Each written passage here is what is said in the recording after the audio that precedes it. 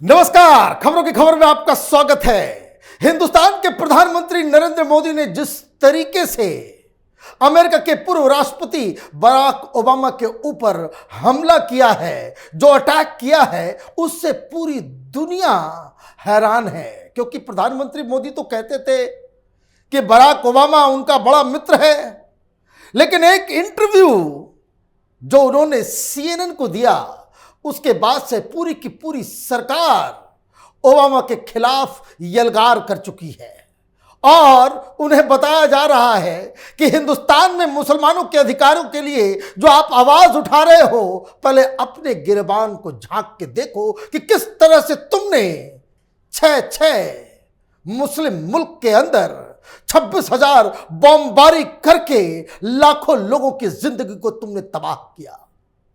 लेकिन क्या इसके पीछे की कहानी कुछ और है?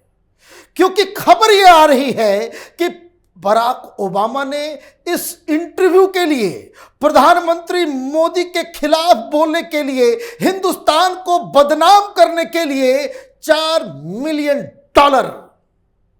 पैसे लिए हैं। आप ये समझिए, माल लेकर के एक प्रायोजित इंटरव्यू करने का आरोप बराक ओबामा को ऊपर लग रहा है। अब बराक ओबामा को पैसे की क्या जरूरत है, यह एक बड़ा सवाल है। और क्या है इसके पीछे की सच्चाई, आज एक एक सबूत मैं आपके सामने पेश करूंगा, जिससे दूध का दूध पानी का पानी हो जाएगा।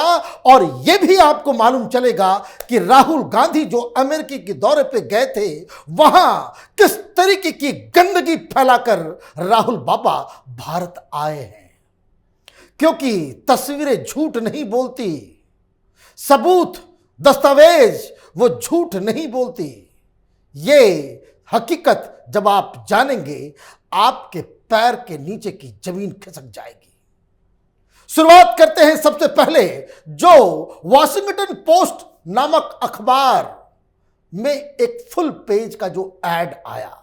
जरा इस एड को देखिए, जिसमें बाकायदा हिंदुस्तान के ऊपर, प्रधानमंत्री मोदी के ऊपर यह आरोप लगाया जा रहा है कि वहां प्रेस फ्रीडम नहीं है।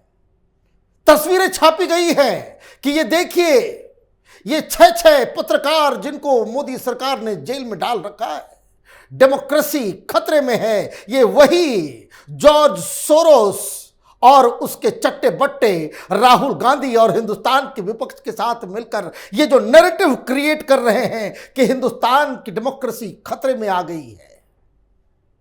तो आप देखिए खतरे में कैसे आ रही है। क्योंकि पहले इन 6 लोगों जिनकी तस्वीर छपी है उसके बारे में जानना जरूरी है। सबसे पहले सबसे उम्रदराज शख्स जो इसमें नजर आ रहा है, गौतम नौलखा। इसको पत्रकार कौन कह रहा है? ये पत्रकार है और ये तो टेररिस्ट है। ये तो हिंदुस्तान में और ये दुनिया के dreaded terrorist organisation CPI Maoist का ये आइडियोलॉग है। यूट्यूब पे जाएं, आप देखें किस तरह से हिंदुस्तान के खिलाफ ये लोगों को भड़काता है। और ये वॉशिंगटन पोस्ट, इसी अखबार में तो छपा था कि पाकिस्तानी दलाल ISI का एजेंट जो टेरर फंडिंग के केस में गुलाम नबी फाई 2 साल की सजा अमेरिका की अदालत ने दी थी, ये तो उसी का दलाल है। पत्रकार कैसे बन गया ये?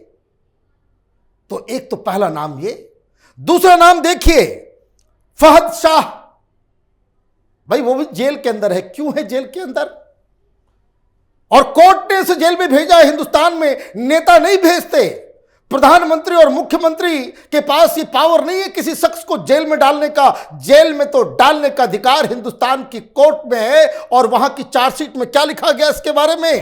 इन chargesheet the official said that an active conspirator, Pakistan supporter, resurrected a platform reviving the narrative in support of the terrorist organization and separatist ecosystem in Kashmir with the help of their illicit funding received from hostile foreign agencies and proscribed terrorist organizations. पैसे लाते हो तुम terrorist organisation से, ISI और उनके दलालों से, और तुम यहां प्रोपेगेंडा करोगे अमेरिका के अंदर कोई अमेरिका को तोड़ने की बात करेगा, कोई आईएसआईएस या अलकायदा का दलाल मिलेगा अमेरिका में, क्या उसकी आरती उतारी जाएगी या ग्वांटानामो बे के अंदर ठोका जाएगा उसको? ये डेमोक्रेसी की पाठ पढ़ाने वाले लोग आए हैं। और अगला नाम रुपेश कुमार सिंह। कौन है ये? जर्नलिस्ट है। किस अखबार में काम करता था, किस टेलीविजन में काम करता था? ये तो एक नक्सलाइट पार्टी का लीडर है, सीपीआईएमएल नक्सलवाड़ी है ये नक्सलाइट है। उसको आप बता रहे हो महिमा मंडल, और मैं तो देख रहा हूं दलाल पत्रकारों का जत्था, ये लार वार क्विंट फॉइंट ये कारवा वाले ये सब बता रहे। भाई मोदी सरकार किसने गिरफ्तार किया? ये खबर देखिए, ये 2022 18 जुलाई की है। किसकी सरकार है? किसकी सरकार है झारखंड के अंदर? गिरफ्तार इसे झारखंड की पुलिस ने किया। कांग्रेस पार्टी की सरकार है वहां पे गठबंधन में हेमंत सोरेन के साथ। और क्या कहा गया? Jharkhand police arrested a freelance journalist Rupesh Kumar Singh in connection with the 2021 case lodged in Saraikela district in which senior CPI Maoist leader Prashant Bose alias Kishan Da is an accused। कौन है ये किशन दा? माओइस्ट के साथ इसके रिश्ते हैं। जब पुलिस पकड़ने आई तो ये इस तरह से लाल सलाम करते हुए जेल, रेवोल्यूशनरी बन रहा था ये। माओइस्ट के समर्थक, टेररिस्ट, जिहादी, ये जर्नलिस्ट की संज्ञा इनको कौन दे रहा है? ये इकोसिस्टम, मैं आऊंगा अभी। ये जो ऐड आया है इसकी हकीकत आप पूरी तरीके से जानेंगे, आपको समझ में आ जाएगा ये खेल क्या है। अगला नाम इरफान महराज। उसके बारे में NIA said he was a close associate of Khurram Parvez and worked with Jammu Kashmir coalition civil societies, a group that allegedly fund terrorist activities. आप टेररिस्ट ऑर्गेनाइजेशंस को फंड करने वालों के साथ उठा बैठक करेंगे और आप कहेंगे कि हम जर्नलिस्ट हैं। पकड़े जाने के बाद अमेरिका के वॉशिंगटन पोस्ट में आर्टिकल छपा जाएगा। अगला नाम आसिफ सुल्तान, इसका भी यही रिलेशनशिप है, ये जिहादियों का माउथपीस बनता है। अगला नाम सजाद गुल, यह भी बड़ा वोकल था, इसको भी नापा गया। भाई आप जर्नलिज्म के आड़ में आप जिहादी एक्टिविटी करेंगे, आपको छोड़ दिया जाएगा। लेकिन इसे जर्नलिस्ट बना करके पेश किया गया और वॉशिंगटन पोस्ट में फ्रंट पेज के ऊपर एडवर्टीजमेंट डाला गया। अब कहानी यहां से शुरू होती है कि इस एडवर्टीजमेंट को पैसे किसने दिए। तो आप देखिए इस एडवर्टीजमेंट के नीचे दो संगठन का नाम है, सीपीजे एंड IWMF। ये दोनों ही संगठन से जुड़ी हुई कौन है? तो जिसने बराक ओबामा का इंटरव्यू लिया। इंटरव्यू कहां हुआ? ग्रीस में हुआ। मतलब आप ये समझिए, ये कोई अमेरिका में टहलते हुए या किसी प्रोग्राम में बराक ओबामा नहीं थे कि जहां ये क्रिस्टीन अमनपोर पहुंचती है और उनसे बात कर लेती है। वो अमेरिका से फ्लाई करके आती है यूरोप में जहां ये हॉलिडे मना रहे हैं और बकायदा पूरा सेटअप होता है और ये इंटरव्यू कंडक्ट किया जाता है। इंटरव्यू तो बहुत लंबा होगा, लेकिन सिर्फ इंडिया के पोर्शन को जहां पे वो इंडिया की बात कर रहे हैं, ये क्रिस्टियन अमनपोर ने उसे कट किया, ट्विटर पे डाला और यहां कांग्रेसी उसे रिट्वीट कर रहे हैं। ये इकोसिस्टम, ये टूल किट गैंग उसको लेकर के, भाई देखिए ओबामा ने ये कह दिया, ओबामा ने वो कह दिया। अब ये जो दो ऑर्गेनाइजेशन है जिसने इस एडवर्टीजमेंट को बकायदा स्पॉन्सर किया, पैसे लगाए, उसमें ये क्रिस्टियन अमनपोर क्या है आप देखिए। Christiane Amanpour is a senior advisor to propaganda NGO committee to protect journalist। ये जो CPJ उसकी ये वाइस सीनियर एडवाइजर है और वो फंड कर रहा है कहां? तो जो सीपीजे वहां फंड कर रहा है, तो इस इंटरव्यू को भी फंड कर रहा होगा, क्योंकि प्रोपेगेंडा तो करना है हिंदुस्तान के खिलाफ। ये सारे लोग एक साथ मिलजुल कर ये डेमोक्रेसी डेमोक्रेसी जो चिल्ला रहे हैं, ये तो सीधा सीधा कनेक्शन मिल रहा है। और सबसे बड़ी बात, ये क्रिश्चियन अमनपोर, इसको फंडिंग खुद की मिलती है। किससे? जॉर्ज सोरोस से। जॉर्ज सोरोस जिसने ये ऐलान कर रखा है कि 2024 में प्रधानमंत्री मोदी को हटाने के लिए हम $600 मिलियन खर्च करने को तैयार हैं। और यही बताया जा रहा है कि जो विरोध प्रदर्शन वगैरह हो रहे थे, ये सब सोरोस की मंडली और उसके द्वारा फंडेड लोगों के द्वारा किया जा रहा था। तो ये क्रिश्चियन अमनपोर जिन्होंने इंटरव्यू लिया, और ये CPJ is also funded by George Soros. देखिए, फोर्ड फाउंडेशन भी पैसा दे रहा है। वही फोर्ड फाउंडेशन हिंदुस्तान में तबाही मचाने के लिए अब तक पैसे देते आया था। दूसरा संगठन, इसे international women media foundation IWMF, यह भी एक प्रोपेगेंडा ऑर्गेनाइजेशन है, इसकी भी बोर्ड मेंबर है। मतलब जिसने ऐड दिया उसके दो ऑर्गेनाइजेशन में ये बोर्ड मेंबर है। कौन? जिन्होंने बराक ओबामा का इंटरव्यू लिया। और ये IWMF is also funded by George Soros and Ford foundation. ये जो ओपन सोसाइटी है, ये जॉर्ज सोरोस की है। आप देखिए, ये कागजात तो झूठ नहीं बोले, इनके ही खुद के कागजात हैं कि दो ऑर्गेनाइजेशन की फंडिंग हो रही है। और ये जो इंटरव्यू करने वाली अमेरिका की बरखा दत्त, वो भी वही काम कर रही है, सब जुड़ी हुई है। जॉर्ज सोरोस का पैसा लग रहा है। लेकिन बराक ओबामा क्यों करेंगे? ये जो आरोप लग रहा है भाई पैसे खा करके उसने इंटरव्यू दिए, वो क्यों करेंगे? तो अब उसका खुलासा देखिए। बराक ओबामा का एक अपना पर्सनल एनजीओ है, ओबामा फाउंडेशन, और इस खबर के मुताबिक उसे भी जॉर्ज सोरोस फंड कर रहा है। जॉर्ज सोरोस का पैसा लग रहा है ओबामा फाउंडेशन के अंदर। और अभी आपको मालूम होगा कि उसने अभी अपने बेटे एलेक्जेंडर सोरोस को सब कुछ दे दिया है, हैंड ओवर कर दिया है। ये बूढ़ा हो गया है, बेटे को वो दे दिया है। लेकिन अब जरा अगली तस्वीर आप देखिए। यह तस्वीर है एलेक्जेंडर सोरोस और ओबामा की। ये उनके एनजीओ ओबामा फाउंडेशन के अंदर की। बकायदा खुद ही इन लोगों ने ट्वीट किया था कि तस्वीरें उन्हीं के द्वारा दी गई है कि भाई ओबामा फाउंडेशन के साथ जो है सोरोस मिला हुआ है। और इतना ज्यादा इन दोनों के बीच घनिष्ठता है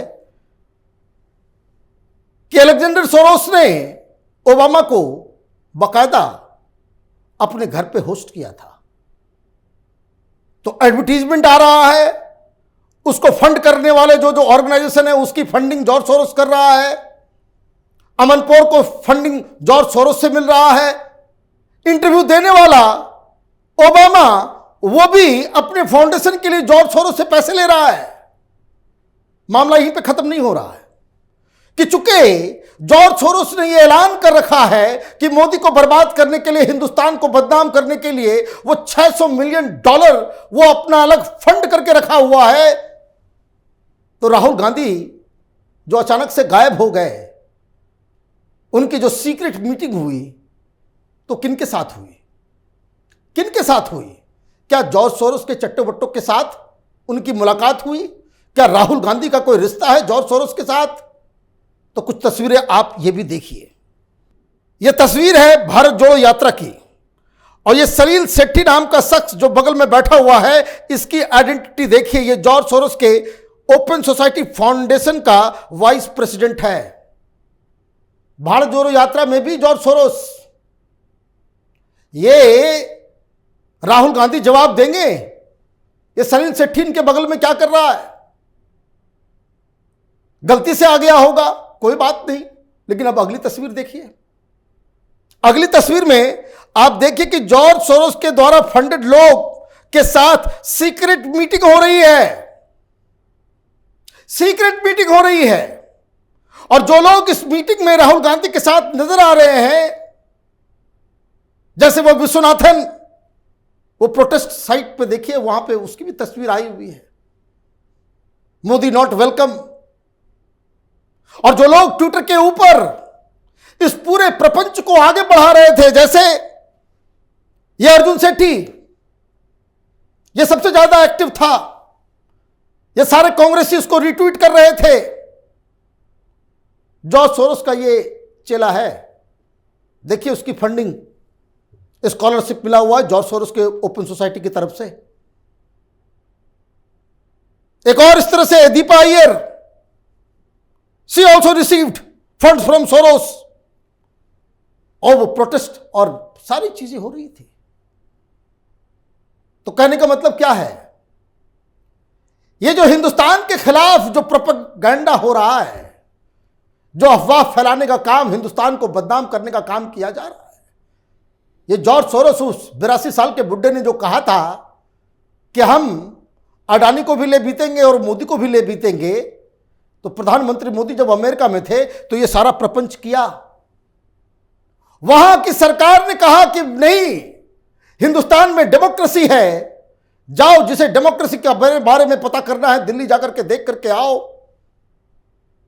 तो जब इनके सारे जो तीर जो है वो बेअसर हो गए, तो ये प्रोपेगेंडा करने के लिए वॉशिंगटन पोस्ट में एडवर्टीजमेंट छपवा रहे थे, ये इंटरव्यू करवा रहे थे कि ताकि बराक ओबामा के इंटरव्यू से पूरे देश भर में, दुनिया भर में हिंदुस्तान को बदनाम किया जा सके। और बराक ओबामा बोलते बोलते चीन से तो कंपैरिजन कर दिया, चीन का तो उदाहरण दे दिया इन्होंने कि वहां डिटेंशन कैंप है, मुसलमानों को बंद किया जाता है, वहां मुसलमानों को पोर्क खिलाया जाता है, वहां पर रीएजुकेट किया जाता है, लेकिन हिंदुस्तान के खिलाफ वो एक शब्द, एक भी वैसा उदाहरण पेश नहीं कर सके। और लास्ट में वो कहते हैं भाई चोर के दाढ़ी में तिनका, उन्होंने कह दिया कि बड़ा कॉम्प्लिकेटेड सिचुएशन है हिंदुस्तान के अंदर। राहुल गांधी और हिंदुस्तान का विपक्ष और ये जो दलाल मीडिया है उसको ये जवाब देना होगा कि जो तस्वीरें हैं, जो सबूत हैं, ये क्या बता रहा है? ये यही बता रहा है कि हिंदुस्तान में डेमोक्रेसी के नाम पे हमने गद्दारों को महिमा मंडन करना शुरू कर दिया है। जिनका सही ठिकाना जेल के अंदर है, उनको हम महिमा मंडन करके सोसाइटी में journalist, social activist, political activist, human right activist बता करके उसका महिमा मंडन कर रहे हैं। ये देश के लिए खतरनाक है। चीन और पाकिस्तान से तो हिंदुस्तान की सेना लड़ लेगी, लेकिन आस्तीन के सांपों को खत्म करने का क्या तरीका हो सकता है? आप भी सोचिए। आप देखते रहिए कैपिटल टीवी। हमारे वीडियोस को लाइक कीजिए, शेयर कीजिए और हमारे चैनल को सब्सक्राइब कीजिए। धन्यवाद।